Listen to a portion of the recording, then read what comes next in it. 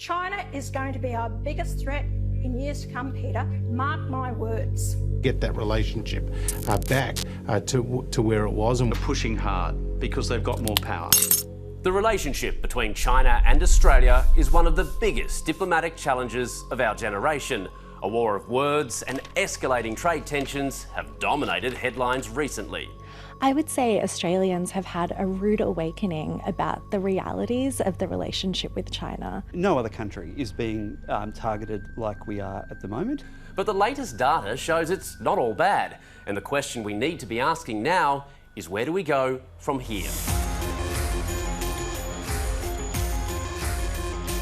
It's easy to see why the flare-up with Beijing rang alarm bells in Canberra. In a matter of months, trade relations plunged to a new low. Beijing began by cutting off beef imports from 4 of Australia's largest abattoirs. Those 4 abattoirs represent 1/3 of our $3.5 billion of beef exports to China. China then hit Australian barley with an unprecedented 80% tax, expected to last 5 years. The relationship was just getting worse every day. There was a new announcement of a new problem in the Australia-China relationship every single day. And it didn't stop there. China imposed a new customs check on rock lobster, introduced bans on timber, slapped tariffs on up to 200% of Australian wine, and scaled back imports of Australian copper concentrate. Then things went from bad to worse. News emerged that China formally blacklisted coal, one of our export cash cows. It contributes $70 billion to our total exports, and of that, China snaps up 1/5 of the total amount. China has not been able to push as much economic pain as was expected in Australia. That's because losses in some industries were propped up by a boom in the iron ore trade. Exports to China alone rose to 40 million tonnes in December, from 34 million in November. So at the aggregate level, down by 2%, which is a very small hit, given that 2019 was a record high. So in other words, last year, it was the second highest level ever of total goods exports we'd shown to China. Instead, China's heavy-handed approach seems to have backfired, at least for now.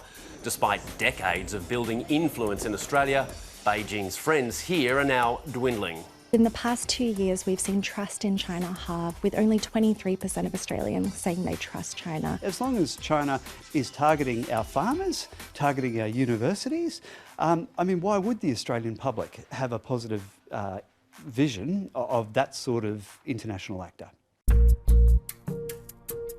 And the solution is not simple or clear-cut.